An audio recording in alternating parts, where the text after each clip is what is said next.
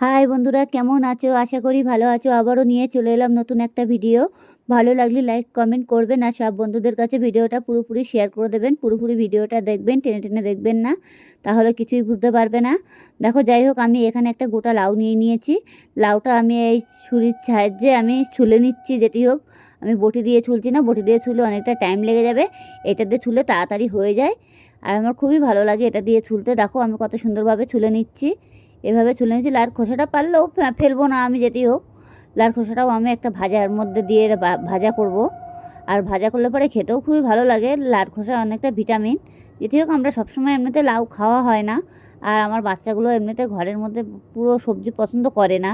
তাহলেও আমার আজকে ইচ্ছা হচ্ছিলো যে একটা লাউ কিনে নিয়ে আসবো। যেটি হোক, লাউটা আমি নিয়ে এসেছি, ভালো করে ধুয়ে নিয়েছি। ধুয়ে নিয়ে ছেলে নিয়েছি। এবার আমি দেখো বটি দিয়ে কেটে নেবো ঝটপট করে। আর কুচি কুচি করে কেটে নেবো আমি। এরকম লাউগুলো আমি ছোটো ছোটো করে কেটে নিচ্ছি বটি দিয়ে। এটা দিয়ে ছুরি দিয়ে ছুলে নিয়েছি খোসাটা জাস্ট। এবার আমি এটাকে গোল গোল করে কেটে কেটে আমি এখন এক সাইডে করে রেখে দেবো। দিয়ে এবার তাড়াতাড়ি করে আমি কুচি কুচি করে বটির সাহায্যে কেটে নেবো। আর ছোটো ছোটো করে লাউ কাটতে ভালো লাগে। আর অবশ্য জালি লাউটা কত সুন্দর, জালি লাউ দেখতেই পাচ্ছ। এরকম আমি কত কুচি কুচি করে কেটে নিচ্ছি, খুব তাড়াতাড়ি দ্রুত কাটা হয়ে যাচ্ছে। এই যে এই দেখো কত সুন্দরভাবে কেটে নিয়েছি, দেখেছো? বেশি বড় বড় করে নিয়ে একদম কুচি কুচি করে কেটে নিয়েছি। অনেকে দেখে ঘষে ঘষে নিয়ে নেয়, এটা আমার ঘষে রান্না করলে কিছুই থাকে না, আর পুরো ঘ্যাট ঘ্যাট হয়ে যায়, ভালো লাগে না।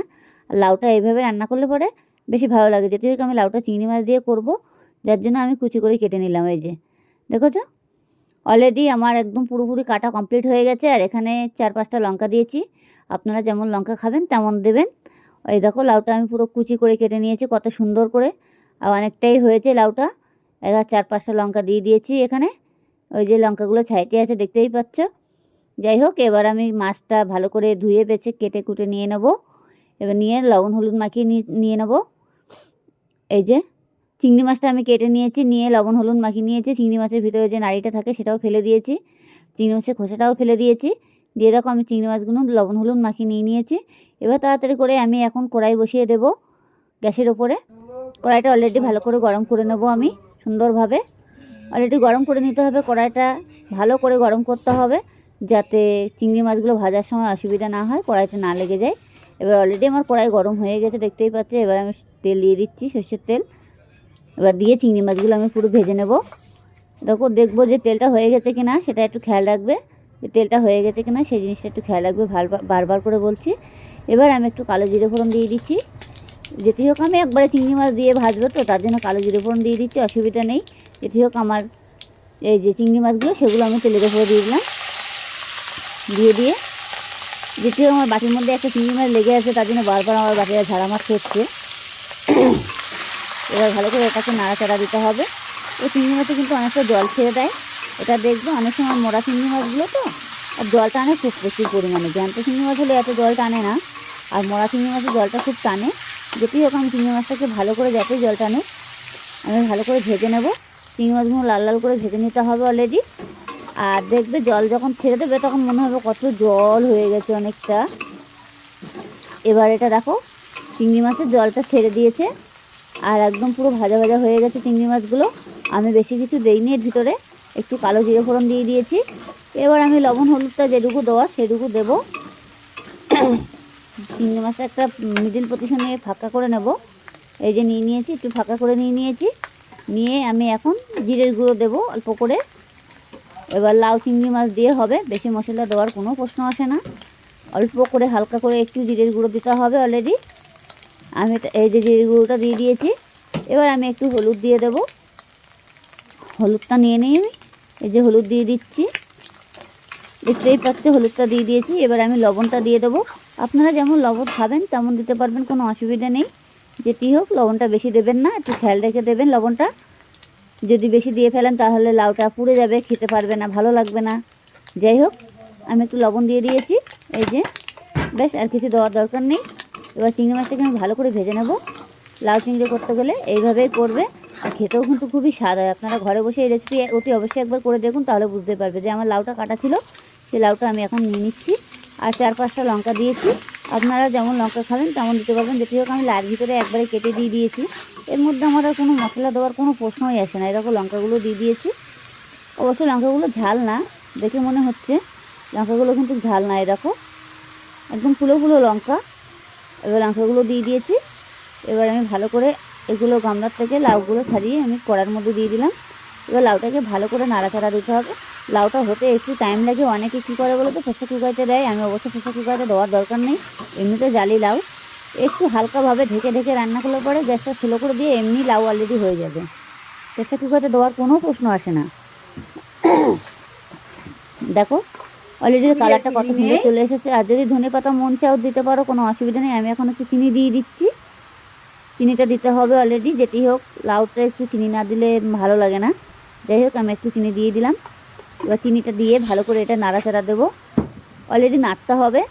দেখবে এমনি লাউতে পুরো জল ছেড়ে দেবে। আমি কিন্তু লাউটা ধুয়ে নিয়েছিলাম আগে, গোটা লাউ। তারপরে কিন্তু আমি কেটে নিয়েছি লাউটা, কিন্তু কেটে আমি ধুইনি। কেটে ধুলে পরে লাউটা আরও প্রচুর পরিমাণে জল টানে। তখন মানে জলটা সিদ্ধ হতে হতে অনেকটা টাইম লেগে যায়, গ্যাসটা অনেক পুড়ে যাবে। যার জন্য গোটা লাউটা আগে ধুয়ে নিতে হবে। খোসা ফেলে লাউটা অলরেডি ধুয়ে নিতে হবে, তাহলে কোনো সমস্যা হবে না। আর লাউটা তাড়াতাড়ি হয়েও যাবে। যাই হোক দেখো আমি এখন ভালো করে এটাকে নাড়াচাড়া দেবো সুন্দরভাবে। লঙ্কাগুলো একটু মানে ফাটিয়ে ফাটিয়ে দেবো খুন্তি দিয়ে। অবশ্যই লঙ্কাগুলো আমি চিড়েই দিয়েছি, কোনো অসুবিধা নেই। যার জন্য লঙ্কাগুলো আমি চিড়েই দিয়েছি। এবার এটাকে আমি সুন্দরভাবে নাড়তে হবে অলরেডি। আবার দেখবে যাতে পুড়ে না যায়, গ্যাসটাকে আমি জোরে দিয়ে দিয়েছি, অসুবিধে নেই। এখন আমি থালা দিয়ে ঢেকে দেবো কিছুক্ষণের জন্য, 5 মিনিট ঢেকে দেবো। তাহলে লাল জলে লাউটা হয়ে যাবে। এরকম আমি পুরোপুরি ঢেকে দিয়ে দিয়েছি। এবার আমি কিছুক্ষণ পরে আমি আবারও খুলে দেখবো। একটু খুলে খুলে দেখতে হবে। দেখো কত ঝোল উঠে গেছে, আমি কিন্তু ঝোল দেইনি। দেখো তো কত ঝোল উঠে গেছে। এই জলে অলরেডি হয়ে যাবে, ঝোল দেওয়ার কোনো দরকার নেই। আর কচি লাউ তো জল এক ফোঁটাও দেবেন না। এভাবে নাড়াচাড়া দিয়ে দিয়ে একটু মানে কমিয়ে কমিয়ে জাল দেবেন, দেখবেন লাউটা এমনি অলরেডি হয়ে যাবে। আর এটা তো প্রেসার কুকারে তো কোনো কিছুতেই দিতে হবে না। অনেকে দেখেছি যে প্রেসার কুকারের মধ্যে দিয়ে লাউটা সিদ্ধ করে নেয়। একটু লাউ সিদ্ধ করার কোনো প্রশ্ন আসে না, লাউটা রান্না করতে কোনো টাইম লাগে না। কিন্তু একটু একটু কুচি করে ভালোভাবে কাটলে পরে কুচিয়ে, তাহলে লাউটা তাড়াতাড়ি হয়ে যায়। এই যে এটাকে ঢেকে ঢেকে রান্না করবে, লাল জলে এমনিতেই সিদ্ধ হয়ে যাবে। আমি কিন্তু কোনো জল দিইনি, দেখতেই পাচ্ছ। এটাকে ভালো করে আবারও নেড়ে চেড়ে আবারও ঢেকে দেবো। একটু ঢেকে ঢেকে করতে হবে। যখন ঢেকে দেবে হালকা গ্যাসটাকে একটু কমিয়ে দেবে, বেশি বাড়িয়ে দেবে না, তাহলে কড়াইতে লেগে যাবে না। আর লাউটা দেখবে তাড়াতাড়ি হয়ে যাবে। আর খেতেও কিন্তু খুবই স্বাদ হয় লাউ চিংড়ি করলে। এত স্বাদ হয়, তাহলে বুঝতেই পারবে ঘরে বসে রেসিপিটা একবার করলে তাহলে খেতে কত টেস্টি খাবারটা। অসাধারণ খাবার, একদম পুরো পারফেক্ট। আর এগুলো সবজি খাওয়াটা বাড়িতে উপকারই বেশি, কিন্তু আমাদের বাচ্চারা আবার সবজি দেখলে পরে ভাতের ধারে যেতে চায় না। এটাই সমস্যা। একটু মাছের ঝোল ভাত দিলে ওদের কোনো সমস্যাই থাকে না। যাই হোক আজকে ইচ্ছা হচ্ছিলো, যার জন্য আমি লাউ চিংড়ি করে ফেললাম তাড়াতাড়ি করে। এরকম লাউতে কিন্তু জল অনেকটাই উঠে গেছে। এবার আমি কিছুক্ষণের জন্য আমি আবারও একটু নাড়াচাড়া দেবো। নাড়াচাড়া দিয়ে তারপরে আমি ঢাকবো। এখন ঢাকছি না, যেটি হোক আবারও একটু পরে ঢাকবো, যতক্ষণে একটু নাড়তে থাকি। যেটি গ্যাসটাকে আমি বাড়িয়ে দিয়েছি জলটা কমানোর জন্য। এরকম একটু নাড়তে হবে আর একটু ঢাকতে হবে। অলরেডি ঢেকে ঢেকে করলে তাড়াতাড়ি হয়ে যাবে। আর গ্যাসটা যখন ঢেকে দেবে, অতি অবশ্যই বারবার বলছি, ঢেকে যখন দেবে তখন গ্যাসটাকে একটু হালকা কমিয়ে দেবে, দেখবে এমনি লাউ সিদ্ধ হয়ে যাবে, কোনো অসুবিধা হবে না। আর এটা মেশিনে কাটারও কোনো দরকার নেই, আপনারা চাইলেও কেটে নিতে পারো, কোনো অসুবিধা নেই। আমি যেটি হোক দেখিয়েছি, হাতে কেটে নিয়েছি, কোনো অসুবিধা নেই। আর কচি লাউ তো, আর এই লাউগুলো এত স্বাদ হয়। অবশ্য লম্বা লাউতে স্বাদ বেশি হয়, ঘট লাউতে স্বাদ কিন্তু বেশি হয় না। এটা দেখবে যে সাদা লাউগুলো আছে না, ওগুলো কিন্তু খেতে খুব একটা ভালো লাগে না। আর এই সবুজ লাউগুলো খেতে উপকারী আছে আর ভালোও লাগে, একটু মিষ্টি মিষ্টি টাইপের। আর এই লাউগুলো বেশি অনেক সময় দেখা যাচ্ছে ওগুলো চাষের লাউ, বাগানে হয়। আর এগুলো মাচায় হয়, যার জন্য কালারটা সুন্দর, সবুজ সবুজ কালার, আর ওগুলো সাদা কালার। যাই হোক দেখো আমার লাউতে জলটা অনেকটা টেনে গেছে।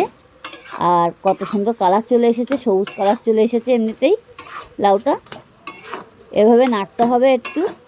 আর লার ধার থেকে যাওয়া যাবে না, যেটি হোক একটু নাড়তে হবে। রান্না করতে করতে কোথাও যাওয়া যায়, তাহলে কিন্তু সেই রান্নাটা ভালো হয় না, এটা রাখবে মনে।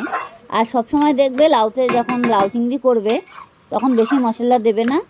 হালকা কালো জিরে ফোড়ন দিয়ে, কাঁচা লঙ্কা, একটু জিরে গুঁড়ো দেবে যদি চিংড়ি মাছ হয়। আমি তো দিয়েই দিয়েছি, দেখেছো।